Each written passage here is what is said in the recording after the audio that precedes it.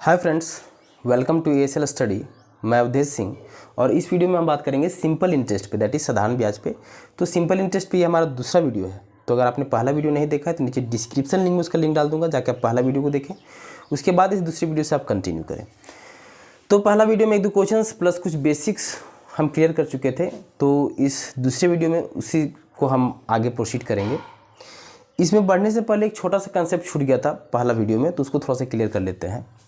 पहला चीज़ तो मैंने क्या बताया था इसके पहले की क्लास में कि सिंपल इंटरेस्ट का जब भी आपके पास क्वेश्चन आए तो आपका पहला कोशिश होना चाहिए कि प्रतिशत ब्याज आप निकाल लो, जहाँ नीड हो प्रतिशत ब्याज। तो प्रतिशत ब्याज निकालने के लिए फॉर्मूला मैंने बताया था R/T प्रतिशत होता है। ठीक है, पहला चीज़ तो ये है। दूसरा चीज़, इसमें एक होल वैल्यू का कंसेप्ट भी आपको ध्यान में रखना चाहिए। होल वैल्यू, ठीक, होल वैल्यू जिसको हम WV से रिप्रेजेंट करते हैं। ठीक, होल वैल्यू क्या होता है सर कि सिंपल इंटरेस्ट मतलब साधारण ब्याज के टॉपिक में हॉल वैल्यू का सबसे बड़ा यूज ये है कि हॉल वैल्यू की मदद से आप मूलधन से डायरेक्ट मिश्रधन ज्ञात कर सकते हो और मिश्रधन से डायरेक्ट आप मूलधन ज्ञात कर सकते हो विदाउट एनी बिग कैलकुलेशंस, मतलब कि बीच में बहुत बड़ा कैलकुलेशन आपको करने की जरूरत नहीं पड़ेगा। अच्छा, हॉल वैल्यू तो आप बता दिए कि निकालना होता है, लेकिन ये हमेशा याद रखिएगा कि हॉल वैल्यू जो है वो हमेशा साधारण ब्याज में हॉल वैल्यू हमेशा प्रतिशत ब्याज पे निकलता है, प्रतिशत ब्याज पर निकलता है, प्रतिशत ब्याज पर निकलता है। हॉल वैल्यू हमेशा प्रतिशत ब्याज पर निकलता है। अच्छा, हॉल वैल्यू में क्या बोल रहा हूँ, जैसे मान लो कि पहले हॉल वैल्यू निकालना मैं एक थोड़ा सा यहाँ बता देता हूँ कि जैसे मान लो कि 5% दर बता दे दिया आपको, क्वेश्चन है कि दर आपको दे दिया है, मतलब रेट आपको दे दिया है 5%, ठीक, समय आपको दे दिया है 3 वर्ष, ठीक। तो हॉल वैल्यू निकालिए। तो पहला क्या, प्रतिशत ब्याज। तो प्रतिशत ब्याज R/T मतलब 15%। ये क्या निकला, ये निकला प्रतिशत ब्याज। तो प्रतिशत ब्याज कितना निकला, इसको थोड़ा सा बड़ा कर देता हूँ शायद आपको नज़र ना आवे। प्रतिशत ब्याज, तो प्रतिशत ब्याज कितना निकला, तो ये 15% निकला प्रतिशत ब्याज, 15%। और हम क्या बताएं कि हॉल वैल्यू का जो गणना है वो हमेशा प्रतिशत ब्याज पर ही किया जाता है। तो अगर 15% का हम हॉल वैल्यू निकालना चाहें तो कैसे निकालेंगे, तो 15% मतलब कितना हुआ, 15/100, ठीक। अब इसको काटेंगे तो 5 यही 15, 5 भी सही 100 मतलब 3/20। अब इसका हॉल वैल्यू निकालना है तो करते क्या है कि हर को अंश में सिर्फ जोड़ दिया जाता है, मतलब डिनोमिनेटर को न्यूमरेटर में जोड़ दिया जाता है। तो 20 + 3 कितना, 20 + 3 23 और बटा डिनोमिनेटर जो है वो एज इट इज रहेगा, मतलब 23/20। क्या किए कि 15/20 मतलब 3/20 काट के, तो 3/20 में क्या किया कि 20 में 3 में जोड़ दिए, 20 को 3 में जोड़ दिए, तो 20 और 3 23, 23/20। तो 23/20 क्या हो गया, 15% का हॉल वैल्यू हो गया 23/20। चलिए कुछ और लेके यहीं देख लेते हैं। मान लीजिए कि रेट आपको दे दिया है 10%, ठीक है, और टाइम आपको दे दिया है मान लो 2 वर्ष, ठीक। तो प्रतिशत ब्याज क्या हो जाएगा, R/T मतलब 10 दूनी 20%। तो 20% क्या निकला इसका, प्रतिशत ब्याज। हम इसका हॉल वैल्यू निकालना चाहते हैं तो कैसे निकालेंगे, तो 20% मतलब कितना, 20/100। तो 20/100 मतलब कितना, 20 × 20 20/25 100 मतलब 1/5। इसका हॉल वैल्यू निकालना चाहते हैं तो क्या करेंगे, इस 5 को 1 में जोड़ देना है, तो 5 और 1 6 मतलब 6/5। तो 6/5 किसका हॉल वैल्यू हो गया, 20% का, ठीक। अब हॉल वैल्यू निकाला कैसे जाता है इसका हम चर्चा कर लिए। हॉल वैल्यू का यूज किस हिसाब से किया जाता है उसके बारे में थोड़ा सा देख लेते हैं। इसको आप साइड में नोट करके लिखते भी रहिएगा सर, जो भी चीज़ आपको इंपॉर्टेंट लगे। ये मूलधन है, ठीक है। तो मूलधन से अगर आपको डायरेक्ट मिश्रधन प्राप्त करना है, ठीक, तो हॉल वैल्यू का WV मतलब हॉल वैल्यू का सीधा गुना कर दो, सीधा गुना कर दो, हॉल वैल्यू का सीधा गुना कर दो मूलधन में, तो मिश्रधन प्राप्त हो जाता है। और यदि मिश्रधन से मूलधन ज्ञात करना है, मतलब ये मिश्रधन से मूलधन ज्ञात करना है, तो इसी हॉल वैल्यू का उल्टा गुना कर दो, उल्टा गुना कर दो। मूलधन से मिश्रधन प्राप्त करना है तो हॉल वैल्यू का सीधा गुना, और मिश्रधन से मूलधन प्राप्त करना है तो हॉल वैल्यू का उल्टा गुना। अब उल्टा गुना और सीधा गुना का मतलब क्या है, इसको भी देख लेते हैं। चलो, जैसे मान लो आपके पास अमाउंट दे दिया है कि प्रिंसिपल अमाउंट है 400 रुपया, ठीक है, और रेट हम आपको दे देते हैं 5%, ठीक है। और समय आपको हम दे देते हैं 3 वर्ष, ठीक है। हम आपको बोल रहे हैं कि आप अमाउंट निकाल के बताइए, मतलब मिश्रधन निकाल के बताइए। मूलधन दे दिए हैं, मिश्रधन पूछ रहे हैं, रेट दे दिए हैं, समय दे दिए हैं। तो मूलधन से डायरेक्ट मिश्रधन ज्ञात किया जा सकता है, क्या है कि R इंटू टी से हम प्रतिशत ब्याज भी तो ज्ञात कर सकते हैं ना। और हॉल वैल्यू का गणना साधारण ब्याज टॉपिक के अंतर्गत हॉल वैल्यू का गणना हमेशा प्रतिशत ब्याज पे किया जाता है। तो प्रतिशत ब्याज इसका कितना निकल जाएगा, 5 या 15%। तो प्रतिशत ब्याज कितना हुआ 15%। तो 15% मतलब कितना 15/100, ठीक। अब ये हो गया 5 या 15 और ये 5 भी सही 100, मतलब 3/20। तो 3/20 मतलब इसका हॉल वैल्यू कितना होगा, तो 20 को 3 में जोड़ देना है। तो 20 + 3 23, मतलब 23/20 इसका क्या हो गया, हॉल वैल्यू हो गया। तो 400 में 23/20 को सीधा गुना, मतलब क्या हुआ कि 400 इंटू 23/20, ये हॉल वैल्यू 23/20। तो ये क्या हो गया, ये सीधा गुना हो गया। और उल्टा गुना बोल रहे थे, इसका मतलब क्या हुआ कि इसको पलट दिए, मतलब 20/23 कर देते। ये तो सीधा गुना मतलब बोल रहे हैं कि जितना हॉल वैल्यू आया उसको एज इट इज गुना आप कर दिए तो वो सीधा गुना हो गया। और उल्टा गुना करने मतलब क्या हुआ कि हर को अंश बना दिए और अंश को हर बना दिए, मतलब डिनोमिनेटर को न्यूमरेटर बना दो और न्यूमरेटर को डिनोमिनेटर, मतलब इसको उलट के हम बोल दिए। तो उलट के मतलब कितना हो जाएगा 20/23, ठीक है। चलो इसको रहने देते हैं, इसको करते हैं। 400 रुपया है आपका, क्या था ये हॉल वैल्यू। तो मूलधन में हॉल वैल्यू को सीधा गुना करने से मिश्रधन प्राप्त होता है। तो ये काटेंगे अगर इसको हम, तो ये 0 से 0 कटा और ये 2 भी से ही 40 कटा, ठीक। तो 20 इंटू 23 मतलब 23 दूनी 46, 460 रुपया। तो 460 रुपया आपका क्या हो गया, मिश्रधन प्राप्त हो जाएगा, ठीक। अब इसी को हम क्वेश्चन उलट के लेते हैं। 5% लिए हैं, 3% लिए हैं। चलो 460 रुपया आपका कितना आया था, मिश्रधन आया था, कितना पे 400 पे।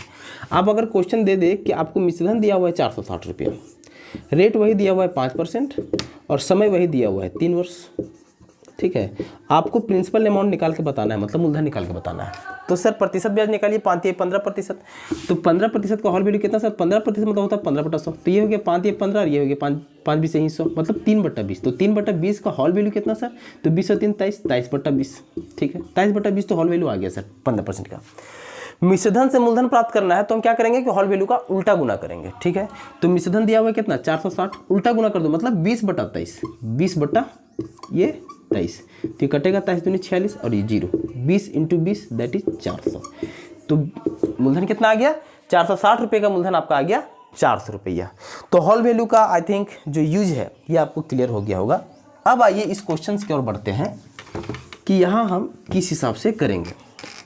क्वेश्चन क्या है कि किस राशि पर 5% वार्षिक साधारण ब्याज की दर से 3 वर्षों में मिश्रधन जो है ये 2415 रुपया हो जाएगा, ठीक है।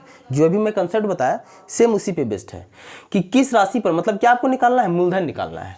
किस राशि पर 5% वार्षिक दर से ब्याज की दर से 5% वार्षिक साधारण ब्याज की दर से 3 वर्षों में मिश्रधन 2415 रुपया हो जाएगा। मतलब यहाँ क्या दे दिया है आपको, यहाँ पर रेट दे दिया है सर कितना 5%, ठीक है। आपको टाइम भी दे दिया है सर कितना 3 वर्ष। आपको अमाउंट दे दिया है, मतलब मिश्रधन दे दिया है कितना 2415 रुपया। आपको पूछा क्या है सर, मूलधन निकालने के लिए पूछा है आपको कि मूलधन निकाल के बताओ, मतलब प्रिंसिपल अमाउंट निकाल के बताओ, ठीक। तो प्रतिशत ब्याज तो निकाल सकते हैं ना सर, R इंटू टी मतलब 5 या 15%। तो प्रतिशत ब्याज कितना 15%, ये क्या हम निकाल दिए यहाँ पे प्रतिशत ब्याज। तो प्रतिशत ब्याज कितना हुआ 5 या 15% हो गया आपका प्रतिशत ब्याज, ठीक। और हमको मिश्रधन से डायरेक्ट मूलधन प्राप्त करना है तो इधर उधर के कैलकुलेशन में हम क्यों पड़े, प्रतिशत ब्याज हमको पता है, इसका हॉल वैल्यू निकाल दो। तो अगर 15% का हम हॉल वैल्यू निकालना चाहेंगे तो कितना हो जाएगा, 15% मतलब कितना होता है 15/100। अब 15/100 मतलब 5 या 15 और 5 भी सही 100, मतलब ये कितना हो जाएगा 3/20 और 3/20 मतलब कितना 20 और 3 23, मतलब 23/20। तो 23/20 इसका क्या हो गया, हॉल वैल्यू हो गया कितना का 15% का हॉल वैल्यू 23/20। तो हम क्या बताए थे कि मिश्रधन में हॉल वैल्यू का उलट के गुना कर दोगे तो मूलधन प्राप्त हो जाएगा। तो मिश्रधन कितना है 2415 रुपया और हॉल वैल्यू 23/20 आया, इसको उलट गुना कर दो। तो 2415 को कितना से गुना कर दोगे 20/23 से गुना करना पड़ेगा। उलटने मतलब क्या हुआ 20/23। तो 20/23 से गुना कर दिए तो कितना बार में कटेगा, तो ये काट देते हैं 23 से कम 23, 23 से कम 23, एक बचा 11 जाएगा नहीं तो 115, ठीक है। कितना में कटेगा 23 से कम 23, ये हो गया एक बचा 11, 11 तो जाएगा नहीं सर, तो 0 उतारेंगे तो 105, ठीक है। और ये 115 हो जाएगा, तो ये कितना हो जाएगा 5, तो ये 15, थोड़ा सा कैलकुलेशन में थोड़ा सा क्या हो रहा है कैलकुलेशन, 23 से कम 23 हो गया, हाँ 23 से कम 23, 1 बचा 11, ठीक है, जाएगा नहीं, 0 ले लिए, तो ये हो जाएगा 5, दैट इज 115। तो 115 से 23 बचे, 5 ये 15, 5 हाथ में 1, 5 10 और 11, 115 हो जाता है। मतलब कि 23 जो है 23 का टेबल 105 पर पढ़ेंगे तो 24 से 15 पूरा पूरी कट जाएगा, ठीक है, तो 105 आ गया। अब ये 105 इंटू 20 करेंगे तो ये कितना हो जाएगा, तो 5 दूनी 10 के 0, हाथ में 1, 2 में 0 और 1, 2 एकम 2, मतलब 2100 रुपया। तो अपना मूलधन कितना प्राप्त हो गया, मूलधन आपको डायरेक्ट प्राप्त हो गया 2100 रुपया, दैट इज 2100। आई होप ये क्लियर हुआ होगा। चलिए एक और क्वेश्चन को लेकर देखते हैं।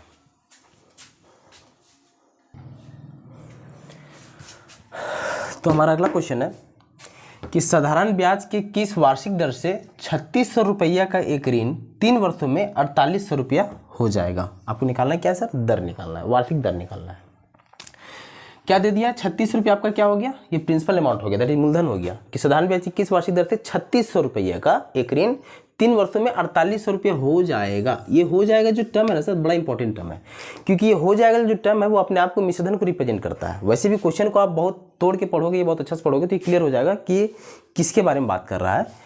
क्वेश्चन क्या बताया कि साधारण ब्याज की किस वार्षिक दर से 3600 रुपये का जो एक ऋण है वो 3 वर्षों में 4800 रुपये हो जाएगा, ठीक है, मतलब 4800 क्या हो गया, मिश्रधन हो गया, और 3600 क्या हो गया, मूलधन हो गया। समय आपको पता है, निकालना क्या है सर, दर पता है, ठीक, दर निकालना है। तो हम क्या बताएं, कोशिश क्या करना है, प्रतिशत ब्याज निकालने का। तो क्या इस जो डाटा दिया हुआ इससे हम प्रतिशत ब्याज निकाल सकते हैं, हाँ बिल्कुल निकाल सकते हैं, क्यों नहीं।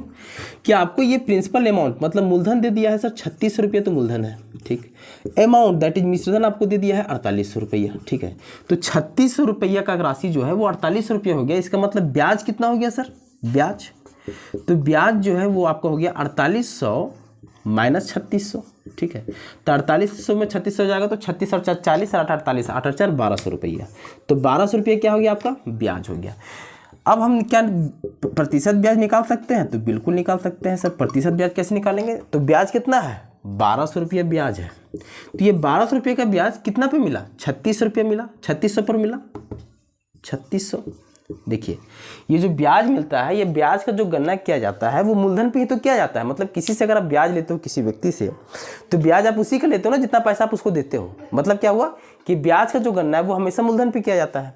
तो 1200 रुपये का ब्याज कितना पे मिला, 3600 पे, और प्रतिशत के लिए 100 से गुना।